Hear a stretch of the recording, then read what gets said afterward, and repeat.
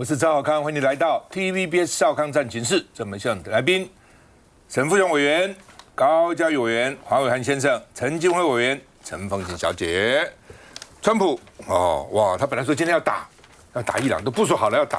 不過呢，因為沙特阿拉伯、卡達、阿拉伯聯合大公國這些國家說，哎呀，緩一點，再談談他們。所以現在不打了。但是這個如果伊朗確保他不會擁有核武，美國大概就滿意了不過川普也改來改去了但伊朗這邊備戰氣氛很高，因為伊朗已經不相信美國了。你說打，那可能不打；你說不打，可能打。所以伊朗現在在街頭擺攤教民眾用槍問題是民眾有沒有槍嘛？他光會用光教他用槍。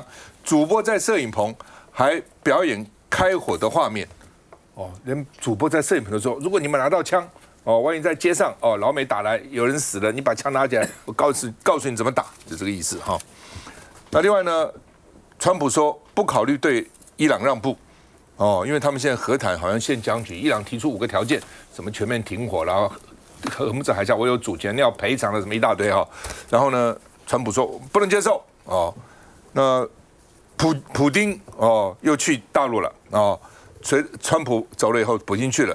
他說，俄國跟中國在捍衛國家統一、兩國核心的利益上相互支持兩國都要重視國家的統一那大陸外交部說，普丁已經是第25次到大陸訪問了讓中俄關係向更高的水平去發展那另外呢，這個人民日報也強調說，俄羅斯是搬不走的好鄰居，是搬不走，怎麼搬的就在旁邊了那另外呢，這個普丁俄中關係攀到前所未有的高峰，要簽40項協議，簽這麼多協議包括什麼工業啦、交通啦、核能等各個領域那特別是這個天然氣他們現在有一個叫西伯利亞力量2號然後呢說這個大陸也需要能源，然後俄羅斯也需要輸出，說呢價格談判可以很靈活而且保證比給歐洲的便宜那另外呢，這個普丁在川普以後呢，就到了大陸去了，說能源韌性都很重要。華府的智庫預測又會談到台灣，不管大陸現在跟誰談，都會談到台灣。我們看一下。好幾把步槍擺在這群伊朗男子面前，他們正在學習如何使用這些武器。伊朗女性也來學習操作，甚至有好幾位伊朗孩童也圍着步槍感到很好奇。CNN 記者最近在由伊朗當局號召的抗美集會旁，發現像這樣子教導男女老少備戰的攤位。Because I'm so ready to sacrifice my life for my country and for my people. CNN 記者觀察到，伊朗國營電視台也經常播送主播手持步槍的畫面。這位女主播向民眾說自己也要學着使用步槍，甚至還有男主播在棚內直接開火。Rallies or gatherings have been taking place every single night for the past several weeks. 而正當美國總統川普因為談判進展牛步，暗示重啟打擊，周一他又發文表示，按照卡達、沙烏地阿拉伯與阿聯國家元首的要求，決定延後攻擊。I was called by these 3 countries plus others, and they're dealing directly with our people and right now Iran, and there seems to be a very good chance that they can work something out. A bit concerned that if the U.S. Escalates this with additional strikes on Iran, it's going to do major damage to a huge source of their revenue in the oil and energy sectors. 除了不按盟友夥伴施壓，美國又正值其中選舉年，在發動打擊上，美國內外都面臨壓力。老沈怎麼看？我覺得川普又來一次他口那本來他決定19號今天嘛要開打他現在說3個波斯灣的國家要叫他不要，所以他就不要了。這個我想是找一個借口，到底這個借口是真是假，很難確認。但是我覺得川普本人要打的心不堅定。如果堅定的話，那再多的阿拉伯國家勸他不要，他也可以不聽所以他真的是要打跟不要打，他之間猶豫不決，因為打跟不打對他都有很不好的後果，所以他不曉得是要怎麼樣。那我覺得就講那個伊朗，他說街頭叫小孩子打槍這個主播是，我覺得伊朗大概曉得美軍不會登陸所以你叫這些幹嘛？我覺得這也是一種認知作戰，是做給美國看的，做給嚇美國的大兵，說你想20萬來，你來以後你來開戲。所以我覺得這個沒有什麼好好講的。那至於團結內部了，蠻重要的。對，但是那個普丁去訪問中國，他們兩個非常的 match， 你知道嗎？這根本就是一見如故，而且這個有人講說這是故意啊，時程安排在這個川普的後面，不是，他原先就排定了，剛好就是那麼接近了。我覺得我好久以前啊，我親身問過王毅，為什麼你們交的朋友都是壞蛋？啊，像金小胖啊，這個俄國啊，他沒有給我回答，他就笑，但是給我有這個很詭異的微笑。我現在曉得說，原來你跟他們是一道的嘛，對不对？連高粱，風高風，青梅高凍翁，對不對？我覺得正確答案應該是這樣。但是他們，你看，習近平見普丁跟習近平見川普很不一樣啊。他跟普丁在一起的時候，非常的 easy， 就一見如故，不但是協定簽了一大堆，恐怕還有聯合公報，有沒有聯合公報？對，有沒有都沒有關係，那是自己人嘛，反正是自己人，所以有話好講，就是說心靈是通的。他看到川普啊，雖然說表面上川普說他是偉大的領導人啊，中國是偉大的國家，他是我最好的朋友，這些都是表面話，但表面上看起來真的是彼此需要嘛，所以我相信他們兩隻由老虎變老鷹，老鷹變鴿子，我相信是真的。這並不是說他們的居心良善，天生要做鴿子，不是，他們彼此覺得現在做鴿子比較好，有需要，而且呢，彼此之間，老美需要老中啊，老中也需要老美啊，所以這個是對川普願意做到這一步，其實是很大的往自己的臉打了一個很大的耳光。你不是要新門羅主義嗎？你不是要孤立嗎？你不是要靠關稅把大家都孤立起來嗎？那現在這個通通自己不要了。不要，這個不簡單了所以呢，我覺得川普已經就是說，在歐洲啊，尤其是在太平洋西岸啊這邊啊，我覺得他是吃鱉吃得非常的嚴重，他真的是時間在流失。這個期中選舉，這個民調最近的民調，昨天民調沒有起色，所以我覺得他真的有一點慌了所以，但是你覺得我們台灣是不是比他還慌？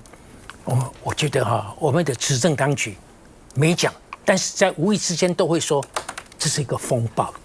到底你能不能代表民進黨發言？如果是吳崢的話，我問他的回答，我相信你有沒有資格替民進黨發言？民進黨有沒有？我是民進黨提名的議員候選人。不，民進黨有沒有認為川普這個川習會以後所發生的事情真的是一個風暴？我覺得他們目前沒有。我覺得他們認為是，但是呢，表面上要就粉飾太平就是說要中心自強，不要害怕。但是我很不同意這個講法，就是因為你平時忽悠老百姓太厲害了，而且呢，把美中台的關係繃得太緊了，繃得緊到說只要其中的一條稍微鬆一點，不對了。你平時如果不真的玩的那麼極端的話，我覺得川普這一回回來以後所做的一些事情，對台灣並沒有那麼嚴重的後果。現在是不管藍的不管綠的都很緊張如臨大敵，好像完蛋沒有明天了。我其實不同意。藍的沒有這樣認為，沒有人緊張，沒有藍的來放心。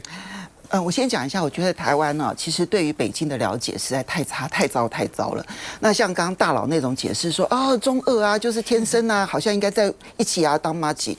我曾經看過前澳洲總理陸克文所寫的書，他裡面提到，因為他對北京他是公認的中國通，就全世界公認的中國通。他曾經講過，他說呢，他寫的書裡頭提到，中國其實有幾個同心圓，就是那個核心利益。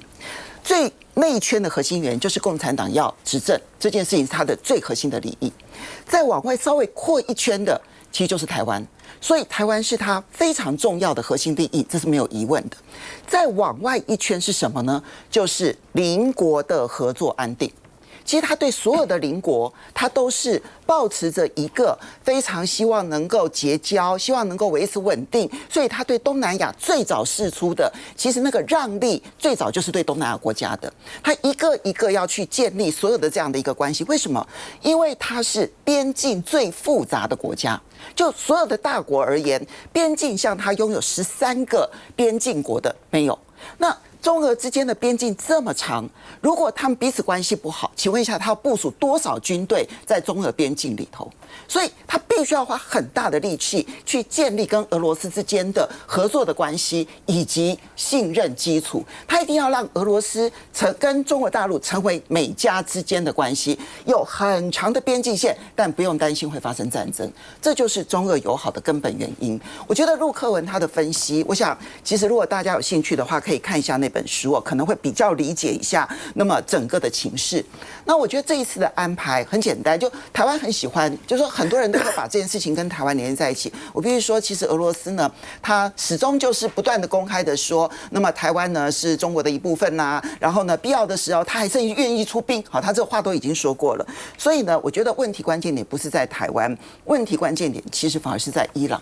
伊朗這個問題是現在川普尾大不掉的問題。昨天川普說了一句話，說明了他心中的焦躁。為什麼？他說呢，哎呀，現在不要再跟我講物價的細節的問題了啦。我現在知道伊朗戰爭沒有結束之前呢，是不能降息的。我們都知道，川普在去年上任之後，他多麼希望降息，因為只有降息，那麼企業的借貸成本可以降低，民眾的房屋成本可以降低，然後這樣一來的話呢，還有政府的財政支出成本、利息支出成本也才能夠降低。所以他不斷的說降息、降息、降息、降息，所以他不惜呢，那麼違反了常理，不斷的去挑戰聯準會。可是他現在承認，如果伊朗戰爭沒有結束，他無法降息。如果連他都這樣講了，那聯準會官員更不會降息了。所以現在呢，對於美國來說，已經到了一個危險時刻。大家不知道的是，上個禮拜在華爾街裡頭呢，非常知名的美國銀行的策略師哈奈特，他其實特別寫了一篇報告。他說呢，川普現在已經面對他的馬奇諾防線，就是你絕對不能被攻破，一攻破，那你的經濟就毀了。那個馬奇諾防線是什麼呢？美國10年期公債殖利率4.5%，美國30年期公債殖利率5%，不能夠超過。一旦超過的話，10年綁定的是企業的借貸成本，30年綁定的是房貸成本的基準利率。如果超過，他說美國經濟會遇到大麻煩。在上個禮拜五超過了，就在上個禮拜五，為什麼美國股市連跌2天？台北股市也跟着連跌2天。其實全球股市現在都面對全球公債的拋售潮。你知道美國的10年期公債殖利率現在已經4.602%，美國的30年期公債殖利率已經來到了5.143%。但是各位，美國還不是最危險的。現在全世界公認最危險的其實是日本，還有英国。英國因為有政治動盪，英國跟日本首相都快下台了。对，它的10年期跟30年期，其實像日本，它的30年期都已經創歷史新高了。也就它價格創歷史新低了，它的10年期呢也已經來到了20幾年來的新高了。那英國也是，都是來到了就是2007年，要不然就是甚至於往前推1996年以來的新高。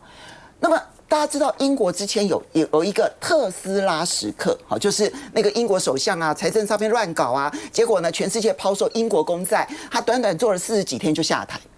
現在的10年期跟30年期公債殖利率都超過了特斯拉時刻。所以，全球現在因為伊朗的戰爭無法結束，通膨的預期不斷的往上升，然後債券的問題變得越來越嚴重，它終究會回頭影響股市，而影響全球的金融以及經濟。這才是川普現在最害怕的一件事情。所以我必須說，這一次當然，我覺得對台灣影響最大的其實並不是普丁，對普丁影響比較大的其實是日本，而並不是台灣。但是川普他對於台灣的表態影響才是重中之重，而川普他可以說他的對台政策沒有改變，美國歷來都說對台政策不變，可是他裡面執行的細節一變再變。他們現在甚至於把奧巴馬時期、小布希時期曾經暫時停止對台軍售拿來做比擬。這2個時期都是美國有求於中國大陸的時期。一個是2001年的911恐怖攻擊，那美國要去打阿富汗，联合国安理会必須要通過決議，他有求於中国，好，所以這個時候他就不賣台灣武器了。奧巴馬時候，2008年金融海嘯，他一上來了之後，希望中國大陸來救金融海嘯，所以呢，他也不賣武器給台灣。今天的關鍵點在於，當川普把軍售台灣作為籌碼的時候，我想問的是，那台灣到底要如何的面對現實？好吧，老沈說这个習近平跟这个跟那个普丁比較 match， 當然這樣嘛。我告訴你，國民黨是敗走台灣，對不對？如果不是日本打了8年抗戰，國民黨也不會敗走台灣。如果不是當時俄羅斯幫助共產黨把日本的關東軍的武器交給共產黨，國民黨也不會敗走台灣。從東北丟嘛，一路丟下來嘛，所以它有個歷史的淵源。而且共產制度就是馬列來的嘛，就是俄羅斯，就是俄國啊，不是這樣子嗎？哦，所以它原來就好，只是後來中間不好了，因為要蘇修啦，哦，然後呢，尼克森想辦法就是這個挑撥一下中國跟俄羅斯的關係的時候越戰嘛，所以基本那現在又好了。那當像你講的，當全世界在圍堵他們的時候，他們當然就好起來了。不是主持人，你太年輕了，我唱一節課給你聽，叫《大刀惡口反共產》，你看不是你的結論嗎？你說我太年輕，我都很高興了。休息下再回來。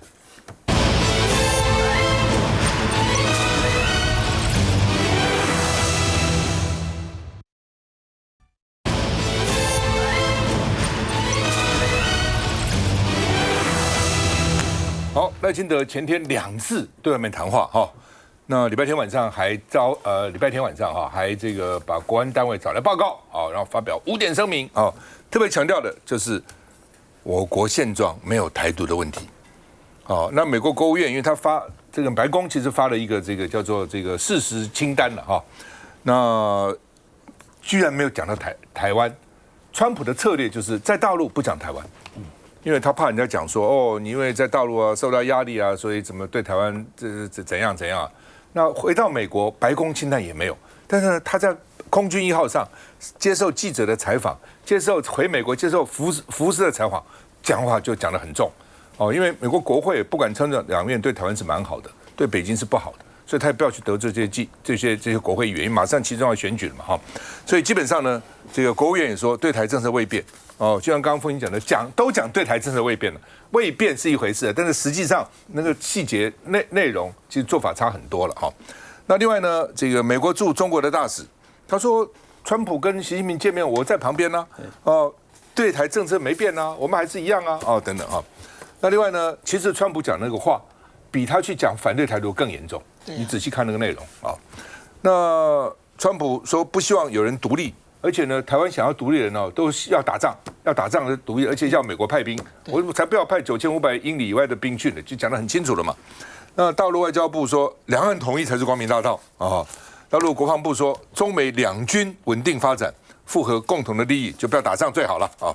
那另外呢，本來答應給我們111億美元的這個軍火，現在接着140億，到底給不給？紐約時報說，台灣已經被當成籌碼，又去軍購。所以這是送習近平的大禮，川普自己說的。那川普說，對啊，說是好的這個台灣好的籌碼嘛。那 Bloomberg 說，川普拿台灣當籌碼是失策的，會削弱美國在印太地區的影響力，不止在台灣，印太，因為日本也緊張哦。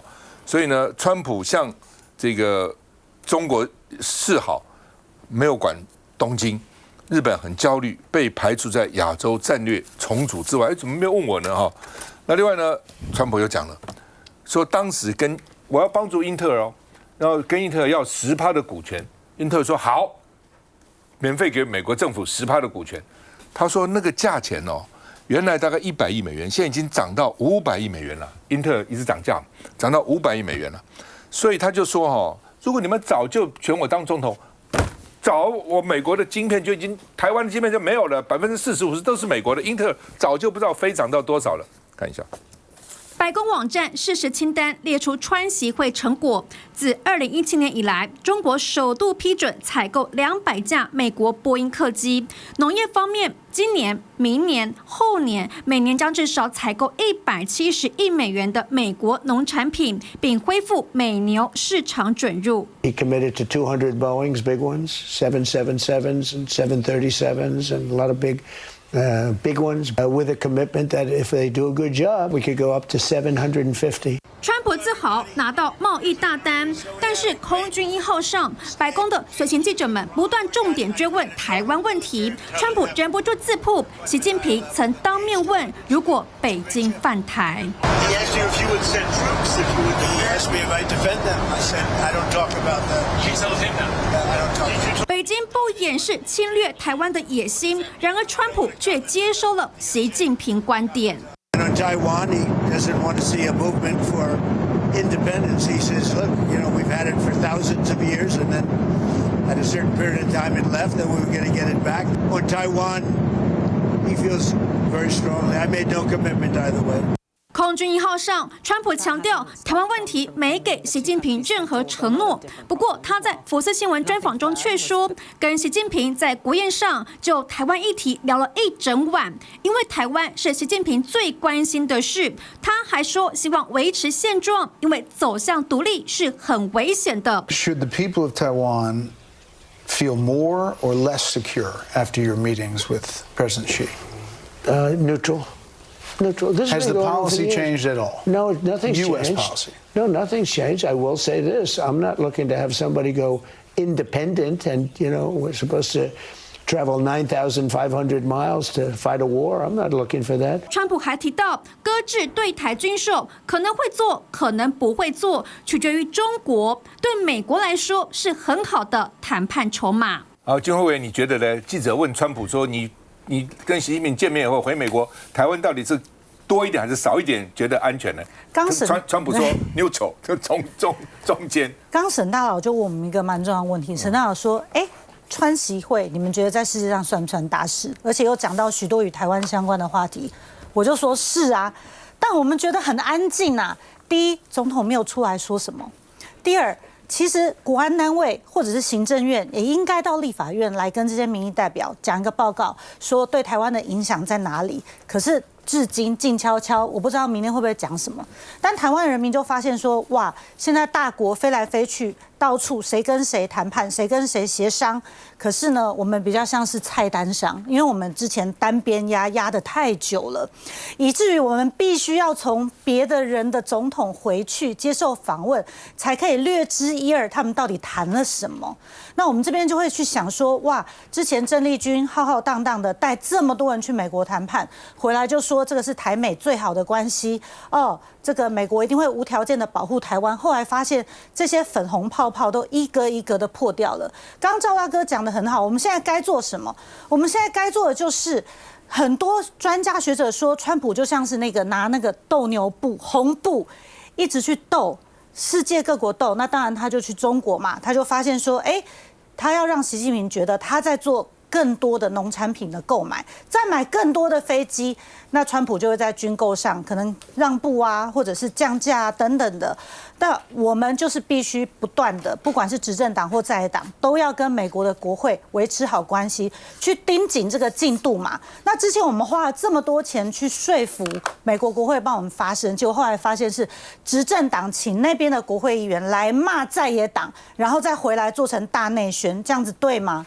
那我們剛剛看到說，美國要去對伊朗動手，結果伊朗附近很多國家，3個國家趕快跳出來說，不要，大家先談談。所以你發現川普的策略就是以戰來逼談話。但是我們來回想我們附近哦，我們有沒有籌碼的盟友？我們有沒有籌碼的盟國會願意為我們做這件事情？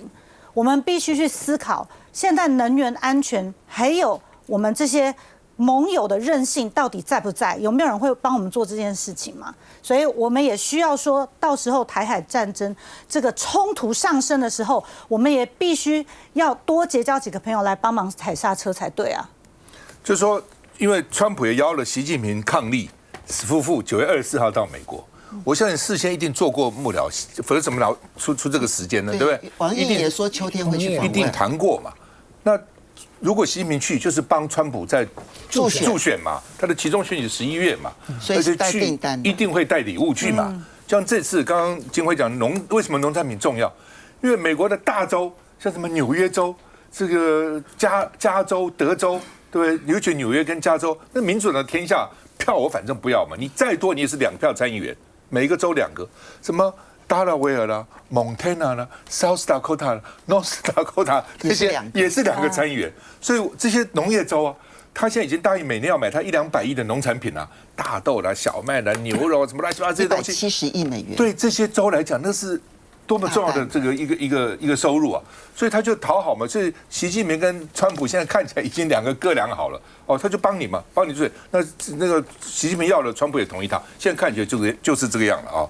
來，這個嘉宇怎麼看？就趙大哥剛剛也講了，這次川普去當然就是主要以經貿的為他的主軸嘛，因為他就是其中選舉所面臨的國內的經濟的壓力，那想要賣不管大豆、牛肉或飛機等等。但是問題是，川普他就是一個生意人，他很擅長就是講場面話。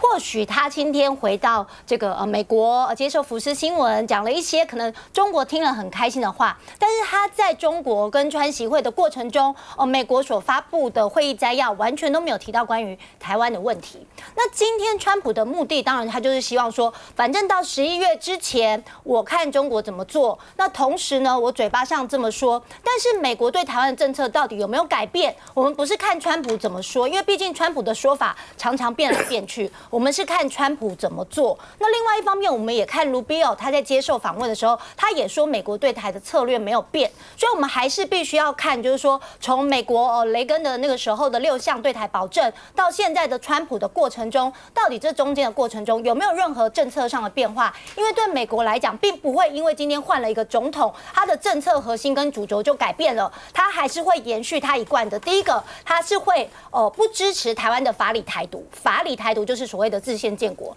第二個，他會反對北京用武力的去改變台灣的現狀。第三個，他還是會持續的軍售來增加台灣的嚇阻力等等，這些都是美國一貫的政策跟主張。所以我覺得川普或者是美國目前的策略還是一樣的。